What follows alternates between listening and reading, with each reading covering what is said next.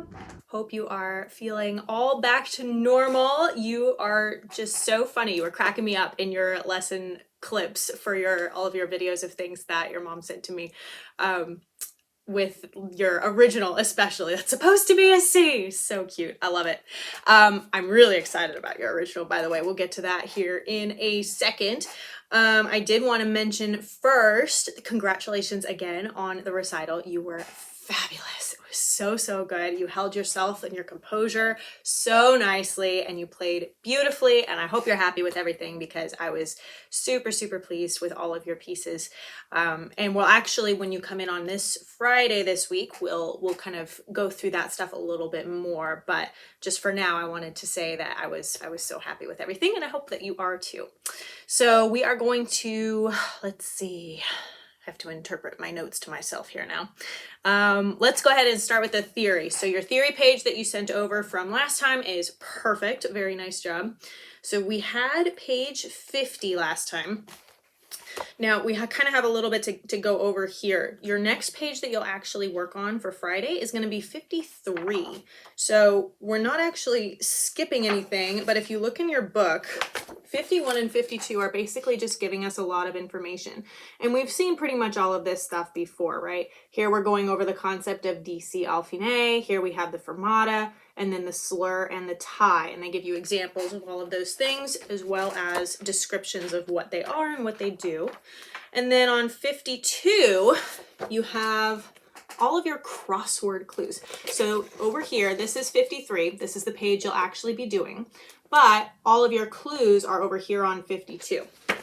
So all that I want you to do for this week, you're going to read through page 51 with all of those terms and definitions and everything, just to give yourself a reminder of what all of those things do and what they mean.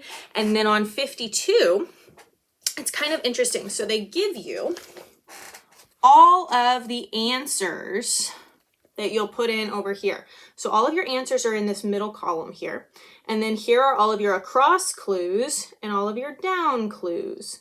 So what you have to do is find out which something on either side connects to your answer. For example, what they gave you, let's see, I'm trying to read backwards here.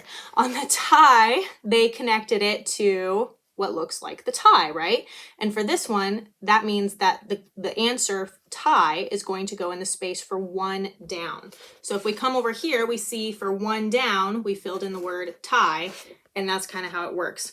So what you'll do then is maybe what you start with is legato, right? If you find out, you want to know where legato is going to go on the crossword puzzle, you're trying to find something on either side here that either describes what legato is or shows how you'd play legato, something that matches with legato, and that will tell you where to fill it in on the crossword page, okay? If you're not really familiar or comfortable with crossword puzzles, I'm sure your mom can help you out with that, but I think you'll get the hang of it pretty quick either way, and it'll be pretty obvious if something doesn't work out, because it'll probably cause an issue with another answer. So it should be fairly straightforward as you go through it. Everything should fit together really well. If it doesn't, then you want to take another look and see if maybe there was a mistake or something that was misaligned in your clues and your answers. Okay, so we'll fill in page 53, but first you're going to read 51 and then your clues are on 52. I know it's kind of all over the place. Okay, moving right along. So your composition. I really like what you did with this because the only thing you had to go off of was to come up with something that feels exciting. I know we talked about a couple of like ideas for things that you could do, like the short notes or faster things or half steps, anything like that. But I love how you actually made it feel suspenseful. So your type of exciting that you went in the direction of is kind of like, oh, something's gonna happen. I don't know what it is, right? It's not like super happy exciting, but I loved how you used your half steps and the whole keyboard to kind of give us this feeling of, oh, I don't know what's gonna happen, but I feel like something's gonna happen, right? And that totally counts as exciting. You did such a good job with that. So it's kind of challenging, I think, to write music that feels very suspenseful, and I think you did a fantastic job on your first try, so that's pretty cool. So lots of half steps, lots of staccato notes, and again, I love how you used the full keyboard to kind of move throughout your piece too. It adds a lot of interest to it, which I really like. So what I'd like you to try and do for this time, for this week coming up to Friday, is I want you to either take a section that you already wrote or add a new section with notes that move really fast. Okay, because we've done this really nice job of building this suspenseful feeling throughout the piece. Now we want to kind of elevate that a little bit with a fast section. So this doesn't, and it could be a part that you already have and you just speed it up faster, or you could, like I said, add a new section to either the middle of the piece or the end of the piece, wherever you like it. But let's see if we can work something into that also uses a lot of quick moving notes. And it could be something even really easy, like something like this, where you're just like playing through da da da as fast as you can, and then you kind of alternate hands or something like that. It doesn't have to be, you know, super complex or like really where you need to practice it for 3 weeks just to be able to play it. No, it's there's easier ways to incorporate patterns of fast notes. That's one of them. And let's see, all that I'm doing here is just playing through, and that's only half steps. You could even do whole steps, like just a pentascale pattern, right?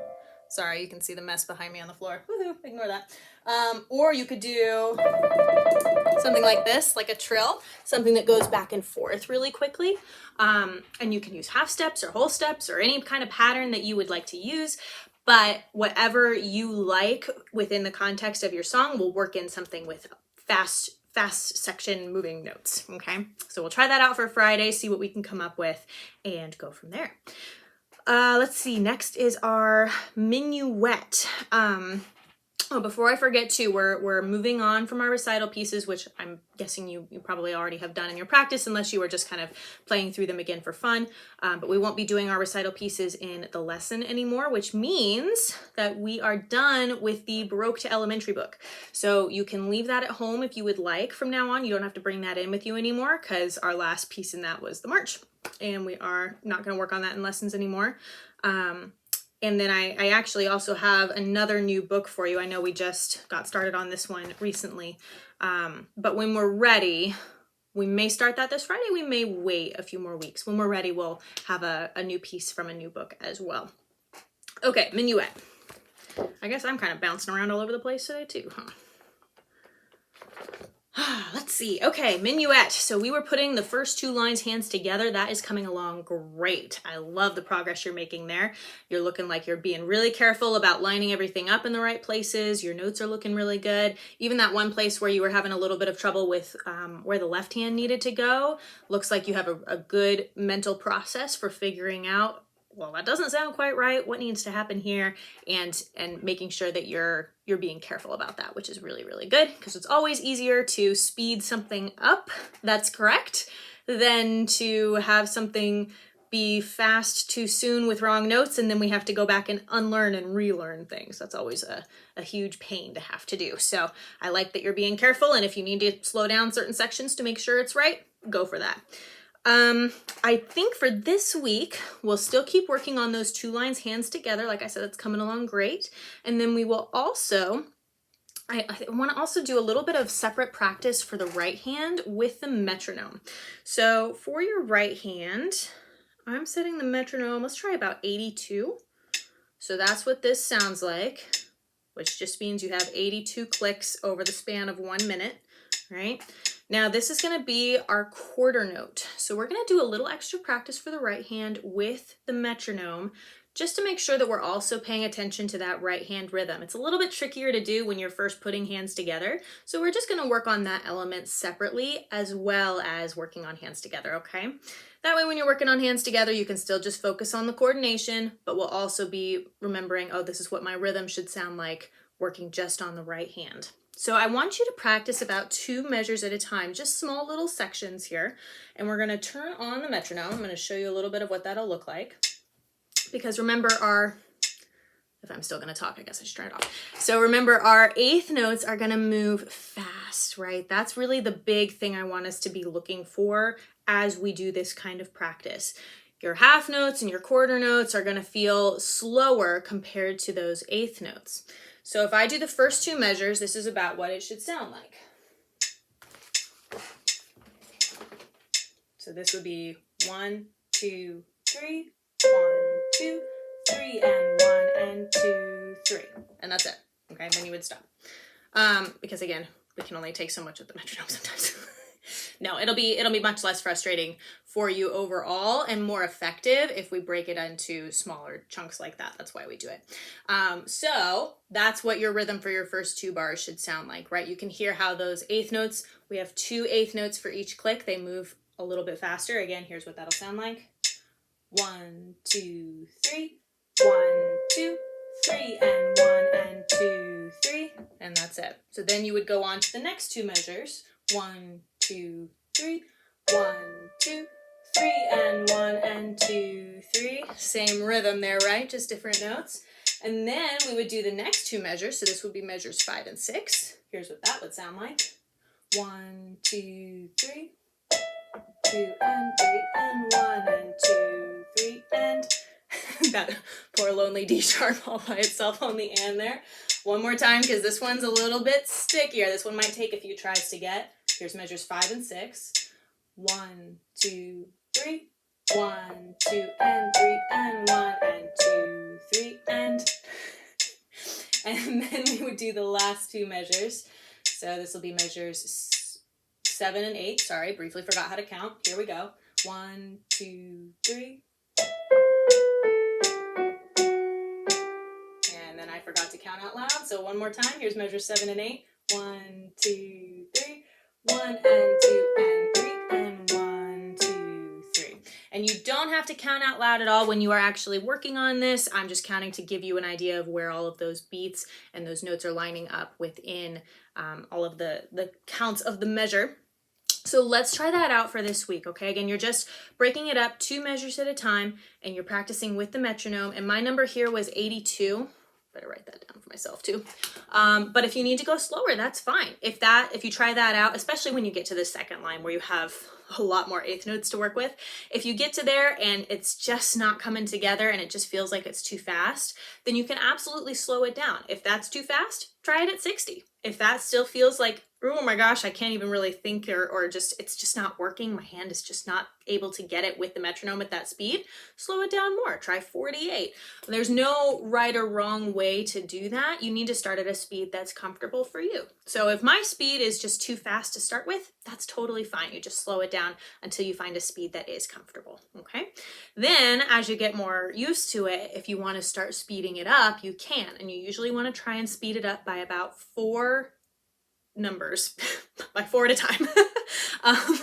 So if you take it all the way down to, let's say, 50, okay, if 50 is your comfortable speed for the second line, then once that is starting to come together a little bit smoother, maybe the next day, try starting at 54. And if that feels good, try 58. You kind of want to increase that way until you start to be like, oh, okay, it's getting a little bit trickier again. I need a few tries to get this. And then you want to hang at that speed. And then the next day, see if you can speed it up a little bit more, okay? But give that a try. Again, I know it's Monday and I'll see you on Friday, so we don't even have a full week between when you'll get this and when I see you. We're just kind of experimenting a little bit so we can also be practicing the rhythm for the right hand, okay? So do what works best for you. When you come back, we'll maybe do a little bit more of the NoteQuest app as well. So we have that to look forward to. And like I said, we'll see if we are ready to start a new song in a new book too. We've got lots of things coming up. But I think that is everything for now. So keep up the rest so that you are back to 100%, and have a great week of practicing, and I will see you Friday.